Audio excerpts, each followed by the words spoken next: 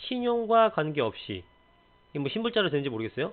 그러니까 전혀 신용과 관계없이 1%입니다. 그러니까 이렇게 저금리로 받는데 전세자금 대출 받아갖고 웬만하면 전세로 들어가려고 할 거 아니겠습니까? 그러니까 이런 게 가장 큰 영향을 미치는 것들이 뭐냐면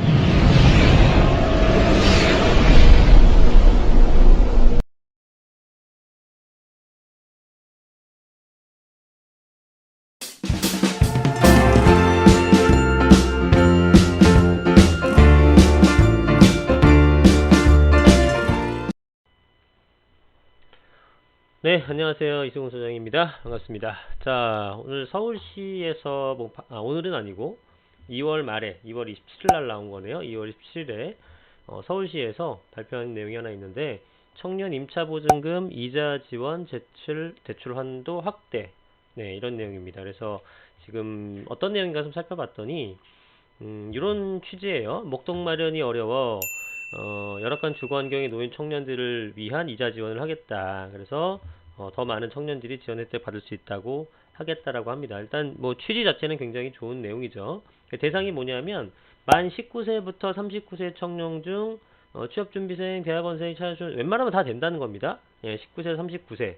예, 전 이미 지나갔네요. 예, 만 19세에서 39세 청년 중에 취업준비생, 사회초년생, 대학원생 이런 사람들을 대상으로 서울시, 뭐 서울특별시에서 한 거니까 서울시만 되겠죠? 서울시의 관내 주택이나 뭐 다세대 주택이든 다가구 주택이든 주택, 그 다음에 주거용 오피스텔 이런 것 중에 임차보증금 3억 원, 월세 70만 원 이하 웬만하면은 다 여기 범위에 속한다고 봅니다. 엄청나게 많죠. 예, 이런 것들에 대해서 이자 지원해주겠다. 그러니까 대다수의 이런 청년들에게 대다수의 주택에 대한 이자 지원을 해주는 겁니다. 그러면 여기에 속하신 분들은 요 나이대에 계신 분들은 눈에 띄게 잘 활용하셔야 되는 거고 저는 이제 그것보다 사실관계보다 이걸 실행했을 때에 부동산 시장에 미치는 영향 이런 것들에 대해서 한번 말씀을 드려볼까 합니다. 자, 그래서 청년 임차보증금 이자 지원 사업인데 대출 한도를 뭐 확대를 했습니다. 기존에 2,500만 원 이하였던 거를 7천만 원 이하까지 됐어요. 그러면 보증금의 90% 이내에서 최대 7천만 원까지니까 웬만하면 다 되죠. 요즘에 원룸 같은 것도 서울에서는 어지간하면 1억 정도는 되는 거니까 뭐 7,500만 원, 7천만 원, 6천만 원 이런 전세는 거의 없잖아요. 근데 사실상 7천만 원은 다 받을 수 있는 거예요. 1억짜리 전세를 구했다면 7천만 원까지 받을 수 있는 거고, 예, 이런 식으로 되는 거죠. 만약에 5천만 원짜리 했다 그러면은 90%니까 4,500까지 되는 거고 요런 개념입니다. 어떤 건지 아시겠죠? 그래서 어쨌든 대출 한도가 거의 3배 가까운 7천만 원까지도 늘었다라는 거 하나. 그 다음에 이제 가장 눈여겨볼 건 바로 이겁니다. 좀 깜짝 놀랐어요. 금리를 조정시켜 주는데 그 전엔 어떻게 했냐면 그 사람의 신용도에 따라서 임차인, 이게 차주가 되겠죠? 그 사람의 신용도에 따라서 1에서 3%까지였는데 지금은 신용과 관계없이 이게 뭐 신불자로 되는지 모르겠어요. 그러니까 전혀 신용과 관계없이 1%입니다. 그러니까 이거죠. 본인 부자 이자가 1%, 나머지는 서울시가 냅니다. 네, 서울 시민들이 이제 세금을 내서 이런 분들 도와주시는 거예요. 좋은 일 하시네요. 예, 본인 부담 이자가 1%밖에 안 됩니다. 7천만 원까지. 굉장히 저리죠. 7천만 원 1%면 얼마죠? 70만 원. 연 70만 원이니까 5만 원, 6만 원쯤 내네요. 그죠? 6만 원쯤밖에 안 내는 겁니다. 7천만 원 빌리면서. 엄청난 혜택인 거죠.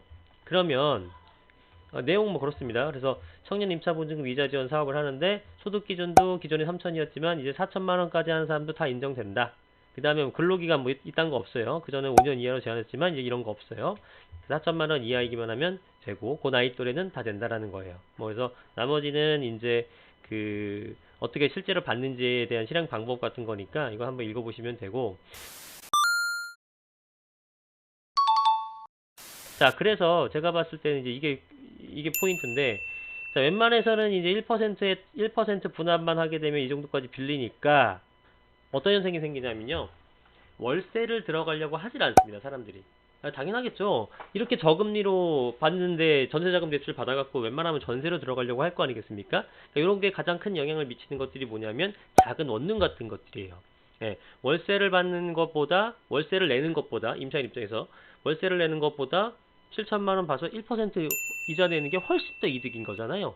아무리 거지 같은 심지어 고시원 같은 것도 4, 50만 원씩 하는데 7천만 원 빌리는데 월 6만 원밖에 안 내는 거예요. 엄청나게 혜택이죠. 그러니까 대부분이 이제 월세를 잘 안 들어가고 전세로 돌아가는 현상이 생길 겁니다. 이게 많이 알려지게 되면. 그러면 이제 월세 원룸 형태에 있는 건물들이라든가 뭐 주거용 오피스텔 중에서 이제 원룸형 같은 것들이 조금 위험해질 수 있죠. 그렇죠? 결국 수익형 부동산이라는 것은 수익률이 얼마냐에 따라서 매가가 책정되는 건데 월세 수익이 안 나버리게 되면 월세 수요가 없으니까 다들 전세를 가니까 그러면 월세 수요가 떨어지게 되면서 월세가가 하락하게 되고 이는 매가의 하락까지 동반하게 되는 거죠. 그게 이제 위험한 거죠. 그러면 원룸형 건물이라든가 원룸형 오피스텔 같은 것들이나 다세대주택 이런 것들은 힘이 들겠죠. 원룸주택 같은 것들이. 반면에 전세는 쭉쭉 올라가겠죠. 전세는. 예. 그래서 이게 어쨌든 원룸이 전세의 비중이 우리가 뭐 투룸, 쓰리룸처럼 특히 투룸처럼 뭐 80%, 90% 이렇게 가질 않거든요. 그래서 실제로 원룸 투자와 투룸 투자할 때는 갭 투자를 할 때는 투룸이 오히려 훨씬 더 쌉니다. 예를 들면은 전세 투룸은 매가가 3억인데 전세가 뭐 2억 7천 들어가요. 90% 정도? 그러면 한 3천만 원 투자가 되는 건데 원룸은 매매가 3억이 아니라 2억밖에 안 해. 대신 전세를 놓게 되면 1억 한 3천밖에 못 나. 그래서 7천을 투자해야 되는 거예요. 투룸은 3천 투자하는데 원룸은 7천 들어가니까 금액은 낮을지언정 실제 투자 하는 금액은 더 비싼 거죠. 그래서 원룸은 월세를 수익형 받으시는 분이 주로 구입하는 형태고 갭 투자는 투룸 형태로 되는 거죠. 근데 원룸의 수익률이 이제 점점점 떨어지게 되겠죠. 얘 때문에. 그쵸?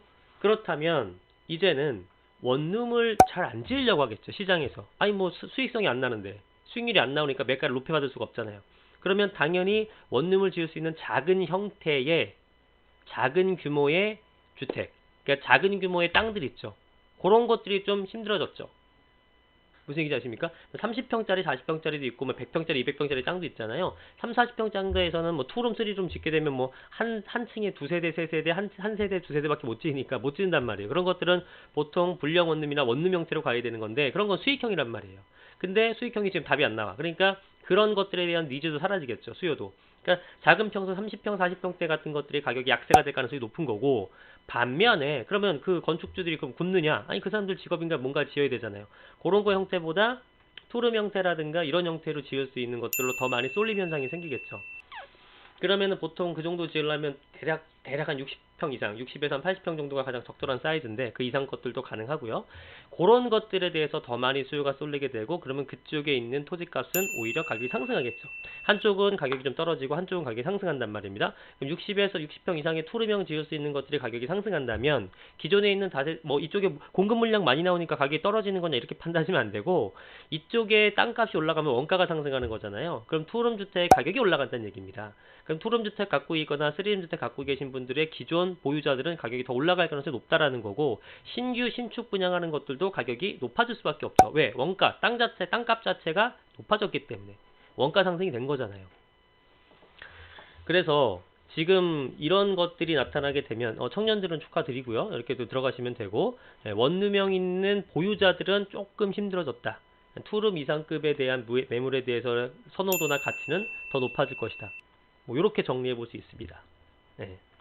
그래서 이런 내용이 있다라는 걸 한번 알려드렸습니다. 자, 오늘은 짧게 여기까지만 하도록 하겠습니다. 구독과 좋아요 많이 눌러주시고 더 좋은 영상으로 찾아뵙겠습니다. 이종훈 소장이었습니다. 감사합니다.